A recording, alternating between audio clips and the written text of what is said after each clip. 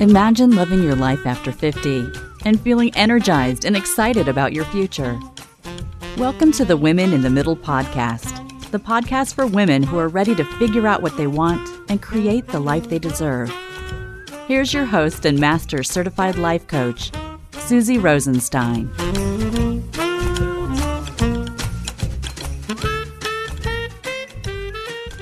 Hey there, today's episode is an encore episode about why you should act your shoe size rather than your age. Let's go. Welcome back to the podcast Women in the Middle with over 1 million downloads and counting. I'm your host, Susie Rosenstein, your Master Certified Coach and Midlife Mentor, and I am so glad to be here with you again. The topic I want to coach you on today is why it's so important to really think about how you want to show up in life and how your mindset in general just may be more related to aging than you think. As I mentioned, it's an encore episode of a really fun episode, number 92, originally recorded in the summer of 1999. I loved coming up with this idea. Actually, I was giddy thinking about it. I was so excited to record it. And I know you'll have a few aha moments. Plus, who doesn't love thinking about shoes? Since this episode came out, I've coached so much on the way that your sneaky thoughts about aging may really surprise you and take you off guard. It comes up all the time with my clients, so as usual, you are not alone. The other thing that comes up a lot is the need for more curiosity in midlife. I think you'll notice how relevant this perspective could be in your life too, as we take a deep dive into this whole topic. As usual, we're going to have some fun with this and give you something new to think about. Sometimes all it takes is a new perspective or a unique example to help you with your own breakthrough thought that can really help you grow forward the way you want to. And that is exactly the kind of thing that will help you unstick yourself when you're really feeling blah, stagnant, and stuck. But just quick, before we dive into that, if you want to find out more about how to get unstuck and live your best life in the middle, head over to www.susierosenstein.com/10 questions and grab your free copy of my 10 insightful questions to reimagine your life after 50. Okay, so get ready to think a little differently about this pretty fun and silly idea of acting your shoe size instead of your age. Enjoy this encore episode. My amazing women in the middle, I have a news flash for you. Not a hot flash, a news flash. So here it is. Acting your age isn't what it's cracked up to be. This is exactly why I think that acting your shoe size is a much better idea. It's a great idea in midlife. So let's take a look at where this original saying comes from. Do you remember saying it? It was probably in a snarky finger-wagging type of way.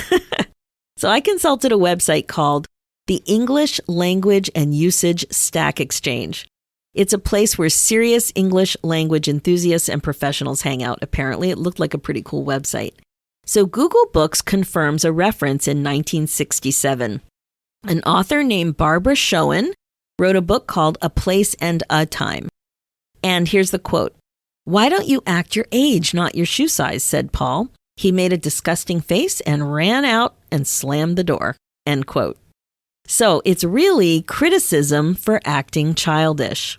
So stay with me here. Yes, I am definitely suggesting that you should act childish more often. Now notice I didn't say immature. I said childish, or maybe more accurately, childlike. Think about it. If you acted your shoe size, how old would you be acting? I would be 6.5, maybe 7, because all shoes don't come in half sizes. So I bet you would probably be about my shoe size too, my shoe size age. Maybe 6 to 10 years old, maybe 6 to 11, something like that. Now remember, age is a number, which means it's one of those neutral things in life that we assign a lot of meaning to, kind of like weight, kind of like how much you have in the bank. Now the reason you know it's neutral is because if you had a group of people all looking at the number, let's look at the weight, maybe 150 pounds on a scale, everyone would have a different thought about it. To some, 150 would be the most they've ever weighed. To others, the least they've ever weighed. Maybe someone was finally able to get pregnant after years of trying, so that's even another meaning about weight gain. You get what I mean. Same with money. Let's look at a bank statement. Let's imagine we're a group of people all looking at a bank statement for your retirement savings. You have $100,000. To some, that's amazing. To others, not so much. And to another person who just lost $100,000 in the stock market and only has that much left, still something different. It's totally the same thing with age. I bet you've seen it too with some of your friends. Some people freak about turning 50. Others slide into it with a really beautiful, chill attitude. It's all your thoughts. Your thinking is what creates the freak about the age or the beautiful peace about the age, right? Those simple sentences in your mind are just so powerful. Now, the reason I bring this up, the whole neutral thing, is because it's super important with mindfulness work. Understanding what is factual in your life versus what is subjective is perhaps the key to the universe. Can you believe I just gave you the key to the universe? It's pretty good, right? It's a free podcast.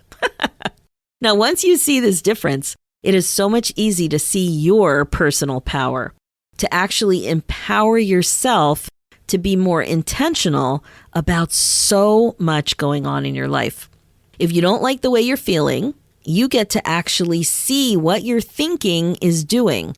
And you can see that it's not the things going on in your life that are causing you all of the drama. It's your thinking about those things.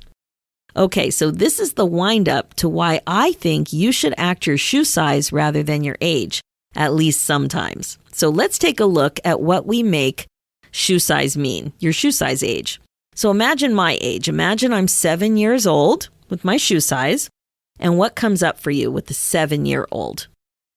Probably silly, probably acting playful, full of imagination, curiosity, being present, being able to play games, not worrying about time. Right? Would you agree? Now, for me, I just had a little flashback to when I was 7. And for me, it also means like a really bad haircut. Oh my God. My grade 2 haircut was brutal. So bad. And my school picture from grade 2, also brutal. I had like a big frown. Anyway, I also remember that was about the time that I learned to read to myself, 7 or 8 years old. And I started to appreciate how amazing that was too. Anyway, good times, right? When you think about it this way. Okay, now think about what being 50 typically means. How do you act when you're 50? Typically, older, maybe wiser, maybe thinking about transitions or adjusting to transitions. Illnesses are a big deal at this age to you, to people you love. Your changing body, responsibility, being very aware of time and running out of time. And of course, feeling busy, being distracted. See what I mean? Acting like your shoe size seems way better than acting your age. Let's go even deeper with some of the things you think about and the feelings that you feel when you're about 7 years old. Let's start with curiosity. So lots of studies show that life is actually better when you're curious. The definition of curiosity is a strong desire to know or learn something, an unusual or interesting object or fact. So curiosity can really affect how you respond or react to transitions, unfamiliar circumstances, change, all kinds of things like that going on. Because of this, you can also see that curiosity would give you a greater opportunity to experience a wider range of emotions rather than the go-to emotions in midlife about change, transitions, unfamiliar circumstances, like fear, doubt, confusion. Those are pretty common. And they're just so typical for us in these types of situations. Much more of a chance to actually experience joy and happiness when you are curious. When you're curious or interested in something, you can actually learn faster. There are studies that show this. There's also a link between curiosity and happiness or finding meaning in your life. So think about it. The more curious you are, the more likely you are to search for answers, to ask a lot of questions, to look for opportunities for ways to be fulfilled, for ways to feel more satisfied. If you're curious, you really ask more questions.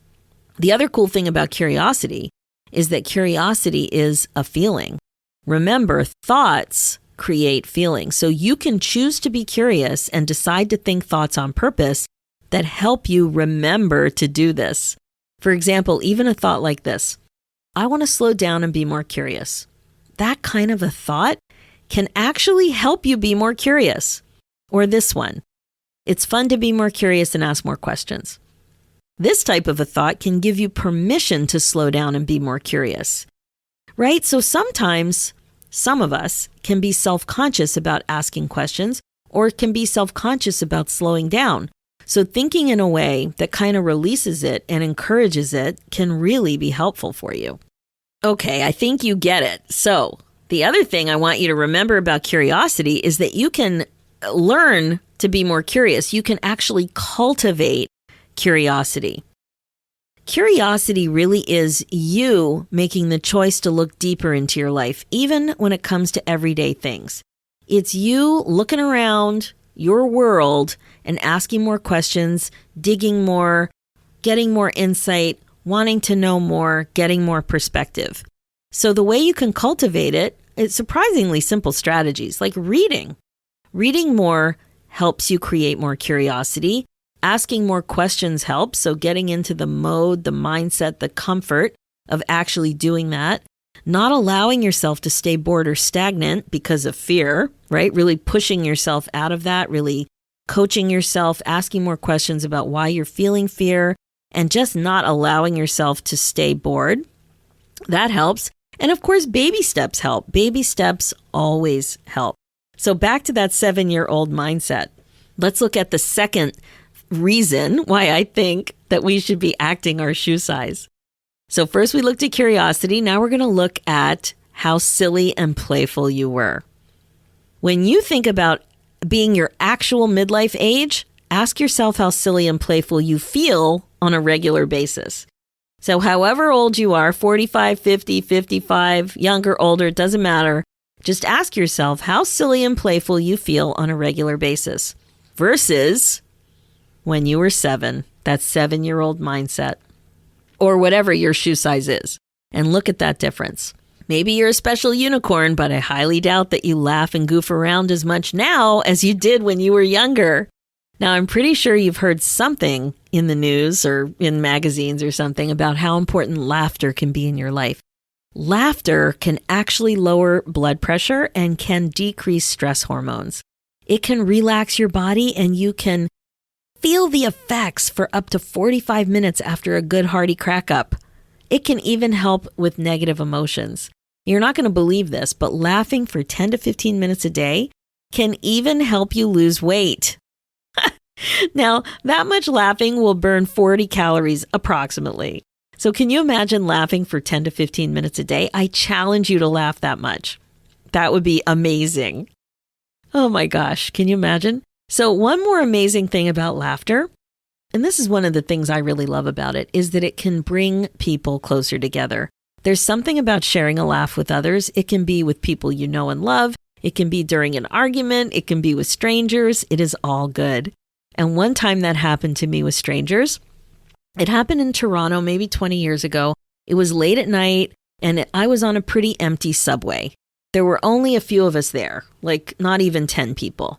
Now, one guy had a bag of groceries, and when the subway slowed down, his bag fell over and a head of cabbage rolled out of his bag and all the way through the entire length of the subway car. And no one knew each other. Nobody was sitting next to each other. It was just a bunch of single people sitting around the subway car, and everybody just looked at each other and started laughing. It was such a fun little Toronto moment. I have to say, having a giant crack up with a good friend is just the best thing ever. I have a couple of crack up buddies, and I am just so grateful and lucky to have them. Whenever we're together, it's pretty much guaranteed that somebody's peeing their pants. And that's another fun thing about laughing and being silly. The intensity and duration of the silly interlude can be pretty unpredictable. It can happen anytime, anywhere, and that's often something that makes things more funny, is how unpredictable it is. You can't control it, and you just don't know when it's coming. So I think you'll agree, laughter and silliness is another really compelling reason to act your shoe size. More of this in your life is definitely a good thing. Okay, so we've looked at curiosity. We've looked at laughter. Here's the third reason. When you are your shoe size and age, it's a lot easier to be in the present moment. Being mindful like this can increase mental and emotional well-being. So here's what I mean. Think about your own ability to be in the present moment now as a woman in the middle. If you haven't really been working on it, mindfulness I mean, I think you'll agree that it's pretty much the norm to be distracted. You might think you're too busy, or you might find it difficult to not be connected on social media. Maybe you check your phone all the time. Maybe you check Facebook. Or perhaps you're self-conscious. You're always being self-conscious and always, just don't feel completely comfortable in your skin. Maybe you worry a lot, or maybe you take pride in being the queen of multitasking. These are all examples of not being fully present. I learned this lesson while doing push-ups, of all things. So I was in this book club with the author of the book called The Practicing Mind. His name is Thomas Sterner. We had to pick a new skill to learn and then watch ourselves learn it. I decided to practice doing 10 push-ups a day. This was totally a new skill for me as I wasn't doing any push-ups a day, let alone a week, let alone ever. I just wasn't doing push-ups. So when I first started, I found it difficult to do the push-ups and also difficult to even remember that I was supposed to be doing the push-ups. So within a few weeks, it definitely got much easier to do. I put sticky notes around and reminders, and I really worked on it. But then you know what happened? I saw myself thinking all kinds of things, all kinds of self-judgment related things. I thought I didn't pick a hard enough goal for the class. Then I thought, you know what? I think I'm embarrassed that it became easy for me already, and so on. And what he taught me, because of course I shared with him these thoughts and how I was a little frustrated with myself, he taught me how these questions and comments and statements and thoughts, all this stuff that was going on in my brain about self-judgment, it took me outside of my focus on the process and the present moment. It's impossible to be present when you're beating yourself up like this. So I wonder how many of you are guilty of that. Can you relate to that? What Sterner says is that when you focus on the present moment, what that means is that you're focusing on the process of what you're doing right now and then. You are always where you want to be and where you should be. All of your energy goes into what you're doing. Then he says, in contrast, when you focus your mind on where you want to end up, you're never where you are, and you waste energy on all the stuff spinning around in your brain. All of those unrelated thoughts instead of putting it into what you're doing. So you can totally see that I was doing that. I was doing the push-ups, but I was very preoccupied with these thoughts about feeling embarrassed and about it becoming too easy and sharing it with the group and getting feedback. All of that spin took me out of the present moment. So what he shares are these 4 steps to create the practicing mind, a mindset that appreciates the art of practice, that appreciates the stage of practice. So 1, keep yourself process-oriented. 2, stay in the present. 3, make the process the goal and use the overall goal as a rudder to steer your efforts. I love that. So you make the process of learning the skill the goal and use the overall goal as a way to steer your efforts. And 4, be deliberate. Have an intention about what you want to accomplish and remain aware of that intention. Now, when you're acting your shoe size, it's totally easier to stay present. You're not as busy, and more importantly, you don't think you're too busy. Can you imagine? Did you think you were too busy when you were 6.5 or 7? You also don't typically worry as much when you're that age. You do less multitasking and more single focus activities. Now, I know kids today have access to social media and electronics and phones and stuff, but it's really different when you're acting your age. Like, you remember, like, I used to play, maybe not at 7, but I used to play Monopoly for like 4 hours. I used to color. I discovered those smelly markers when I was around 7 or 8. And I had this big flip chart paper and I would just spend hours and hours drawing. So I wasn't drawing and reading and checking my phone and listening to music. Like I wasn't doing all of those things together. I was doing a single focus activity. When you're younger, it's just much easier to do that. You don't feel like you should be doing all these other things. Again, I'm making broad sweeping generalizations to make a point. There's typically more mind drama, more negative spin, more multitasking when you are acting your age, more ability to be naturally present when you act your shoe size, more seriousness when you act your age, more laughter and silliness when you act your shoe size, more of a focus of ticking things off your list and being efficient when you're acting your age, more curiosity and more asking questions when you act more youthful and act your shoe size. So there you have it, my friend. What I think are 3 compelling reasons to shake things up a little bit and consider opening yourself up to a more youthful approach to life. Acting your shoe size may be just what you need to unstick yourself and bust out of your midlife funk. Okay, that's it for this Encore episode, and I have a feeling you're never going to think about your shoe size quite the same again.